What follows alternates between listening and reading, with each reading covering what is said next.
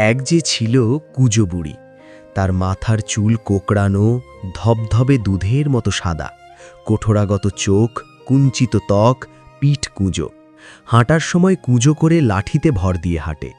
লাঠির ঠুকঠুক শব্দ শুনলেই সকলে বলতে পারে কুঁজো বুড়ি যাচ্ছে।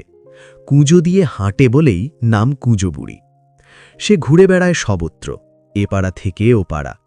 গ্রামের প্রবেশপথে বড় একটা দিঘি, নাম পদ্ম দিঘি। একসময়ে দিঘিতে অনেক পদ্মফুল দেখা যেত, এখন নাই। পুকুরে মাছ চাষ করে। দিঘিটি সরকারি খাস সম্পত্তি। রাস্তার ধারে দিঘির পাড়ে একটি বটগাছ, তার তলায় ছিল বোধিসত্ত্ববাবুর ধানের কল। অনেক আগেই কল বন্ধ হয়ে গেছে, বোধিসত্ত্ববাবুও মারা গেছেন। কলঘরটি বহুদিন ধরে পরিত্যক্ত। ঘরের বেড়া পচে গেছে, টিনের ফুটো দিয়ে পানি পড়ে, চাটাইয়ের বেড়া আর চালের ওপর কালো পলিথিন দিয়ে এখানে থাকে কুঁজো বুড়ি। এটাকে এখন আর কেউ কলঘর বলে না, বলে কুঁজো বুড়ির ঝুপড়ি। ঘরের ভেতর টিনের কৌটা, প্লাস্টিকের বোতল, নারিকেলের মালা, এটা ওটা ভর্তি। টিনের কৌটা সব সময় পূর্ণ থাকে। চিঁড়ে, মুড়ি, বিস্কুট, চানাচুর সব থাকে সেখানে। যার ইচ্ছে হয় দেয়, আর দেবেই না বা কেন। পাড়ার সকলের কাজে লাগে কুঁজো বুড়ি। কারো বউয়ের বাচ্চা হবে, ডাক কুঁজো বুড়িকে। শুধু বর্তমান ছেলে মেয়েদের নয়, তাদের বাপ মাপের জন্মের সময়ও ধাত্রী ছিল এই কুঁজো বুড়ি। বর্তমানে গ্রামে ডাক্তার ও হাসপাতাল হওয়াতে তার কদর কমে গেছে, তাতে কিছু যায় আসে না। কারো কাজের লোক আসে নাই, খবর দাও কুঁজো বুড়িকে। কারো বাড়িতে টুকটাক কাজ আছে, খবর দাও তাকে। একসময় কুঁজো বুড়িও নাকি ঝি রাখত। সে কোন কালে বর্তমান বউঝিরা জানে না। তারা তাদের বাপ শাশুড়িদের কাছে জেনেছে খুব সুন্দরী ছিল কুঁজো বুড়ি। নাম ছিল অপরূপা। চেহারার সাথে নামের ছিল অপূর্ব মিল। তার বয়স যখন ৩০, তখন শুরু হয় স্বাধীনতা সংগ্রাম। ২৫ মার্চ কালো রাতে পাক সেনাদের হাতে নিহত হয় তার স্বামী। ১০ বছরের ছেলে সনদকে নিয়ে অপরূপা পালিয়ে যায় ভারতে। অন্যদের সাথে আশ্রয় নেয় ত্রিপুরা রাজ্যের দেমাগ্রি পাহাড়ে শরণার্থী ক্যাম্পে। ডায়রিয়ায় মারা যায় ছেলেটি। যুদ্ধ শেষে গ্রামে এসে স্বামীর বাড়িতে আশ্রয় নেয়। স্বামী ছিল একটি বেসরকারি হাসপাতালের ডাক্তার। স্বামীর কাছে থাকতে থাকতে অপরূপা কিছু ধাত্রীবিদ্যা শিখেছিল। গ্রামে এসে ধাত্রী কাজের সাথে বৌঝিদের গৃহস্থালী কাজে সহায়তা করে। কোনো রকমে দিন চলে যায়। ১৯৭৬ সালের নদী ভাঙনে স্বামীর বাস্তুভিটা নদীগর্ভে বিলীন হয়ে যায়। সেই থেকে আশ্রয় নেয় পদ্মদিঘির বটতলায়, বোধিসত্ত্ববাবুর পরিত্যক্ত কলঘরে। পাড়ার লোকেরা রূপকথার গল্পের মতো তাদের মা বাপদের কাছ থেকে এইসব জেনেছে। এইসব জেনে কুঁজো বুড়ির প্রতি তাদের সহানুভূতি জেগেছে। ঠুকঠুক করে লাঠিতে ভর দিয়ে চলছে কুঁজো বুড়ি। রাস্তার পাশের বাড়ির বারান্দায় দাঁড়িয়েছিল চৌধুরী বাবুর ছোট গিন্নি। ডাক দিল, ও ঠাকুমা, সকালবেলা কোথায় যাচ্ছ?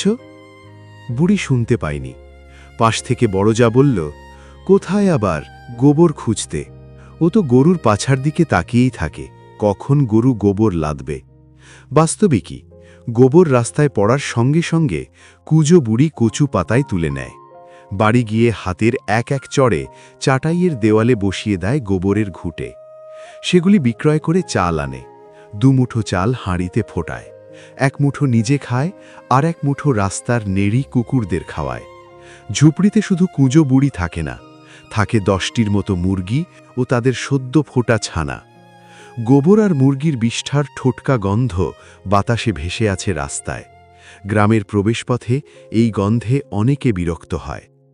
লোকের ধারণা, কুঁজো বুড়ির ঝুপড়িতে রাজ্যের যত পোকামাকড়, উই, ইঁদুর, টিকটিক, পিঁপড়ে সব কিছুর বাসস্থান।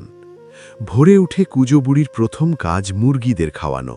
তারপর চলে বটগাছে থাকা পাক পাখালিদের আপ্যায়ন। আগের দিন বাড়ি বাড়ি গিয়ে ভিক্ষে করে আনা মুড়ি বিস্কুট ছড়িয়ে দেয় বাড়ির উঠানে। বিশাল বটগাছ থেকে দলে দলে নেমে আসে কাক, শালিক, ময়না, চড়ুই। তাদের কলকাকলিতে মুখালিত হয়ে ওঠে বুড়ির আঙুনা। সেদিন পদ্মদিঘির পাড়ে এক বিরাট মঞ্চ তৈরি করা হলো। এমপি সাহেব আসবেন। চেয়ারম্যান সাহেবের ব্যস্ততার সীমা নেই। তার নির্দেশে মুরগিগুলোকে ঢুকিয়ে দিয়েছে ডালার ভিতর। পর্দা দিয়ে ঢেকে দেওয়া হয়েছে কুঁজো বুড়ির ঘরখানা। বুড়ির আনন্দ আর ধরে না। তার বাড়ির পাশেই আসবেন এমপি সাহেব। একেবারে মঞ্চের সামনে এসে বসল কুঁজো বুড়ি। নাচ গান দেখছে। অবশেষে এমপি সাহেব এলেন, মঞ্চে উঠলেন ভাষণ দিতে। এক পর্যায়ে বললেন, বিশ্ব পরিবেশ দিবস উপলক্ষে আমাদের উপজেলাকে পরিষ্কার পরিচ্ছন্ন রাখতে হবে। রাস্তার ধারে আগাছাগুলি পরিষ্কার করতে হবে, বড় বড় গাছগুলির গোড়ায় রং লাগাতে হবে, প্রত্যেক বাড়ির সামনে ফুলের বাগান চাই। আমাদের উপজেলা যাতে শ্রেষ্ঠ উপজেলার সম্মান পায় তার জন্য সকল গ্রামবাসীকে আন্তরিকভাবে সহযোগিতা করতে হবে।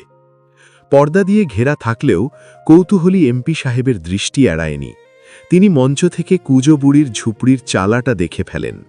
এমপি সাহেব চেয়ারম্যানকে উদ্দেশ্য করে বললেন, চেয়ারম্যান সাহেব, গ্রামের প্রবেশপথে এই বাড়িটি বেমানান। বাড়িটা গ্রামের ভিতর কোনো জায়গায় সরিয়ে নিতে বলবেন। কুঁড়ো বুড়ি দাঁড়িয়ে কিছু বলতে চেয়েছিল। দলের নেতারা কুঁজো বুড়িকে বসিয়ে দিল। এই ঘটনাটিও এমপি সাহেবের দৃষ্টি এড়াল না। জিজ্ঞেস করল, বৃদ্ধটি কি বলতে চায়? চেয়ারম্যান সাহেব বলল, এই বুড়ির মাথা খারাপ স্যার, ওই দিকে কান দেবেন না। পরদিন ইউনিয়ন পরিষদের সেক্রেটারি, পরিচ্ছন্ন কমিটির লোকজন, পার্টির নেতারা এলো কুজো বুড়ির ঝুপড়িতে। সে ছেঁড়া মাদুরখানা বিছিয়ে দিয়েছে দুয়ারে। ইউনিয়ন পরিষদের সেক্রেটারি শুরু করল চেয়ারম্যান সাহেবের ফরমান। বুড়িমা, এ জায়গাটা একটু খালি করে দিতে হবে। গতকাল শুনলে তো এমপি সাহেব কি বলে গেলেন? গ্রামের পূর্ব দিকে পাহাড়ের নিচে তোমাকে একটি জায়গা দেওয়া হবে, তুমি সেখানে গিয়ে থাকবে। হা করে তাকিয়ে আছে বুড়ি। চোখের জল টলমল করতেছে, যেন এখনই গাল বেয়ে নেমে আসবে। বলল, কবে যাব? পরিচ্ছন্ন কমিটির তালুকদারবাবু বললেন, আগামীকালের মধ্যেই যেতে হবে। তুমি চিন্তা করো না, তোমার ভালোই হবে। চেয়ারম্যান সাহেবের দেওয়া জমিটা হবে তোমার নিজের জমি। আরেকজন বললেন, মানে বুঝতে পারছো, তোমাকে আমরা সকলেই ভালোবাসি। তুমি যেমন পাড়ার সব বাড়িতে যাও তেমনি যাবে। এভাবে এখানে ঝুপড়ি করে থাকলে গ্রামের সৌন্দর্য নষ্ট হয়, মানে কিনা খারাপ দেখায়। কুজো বুড়ি হাত দিয়ে গাল থেকে পানের রসটুকু মুছে নিয়ে বলল, আমি তো রোজ ঘর ঝাড়ু দেই, খালি গোবর আর মুরগির বিষ্ঠায় একটু গন্ধ ছড়ায়। কি করি বাবারা, এছাড়া আমার যে চলে না।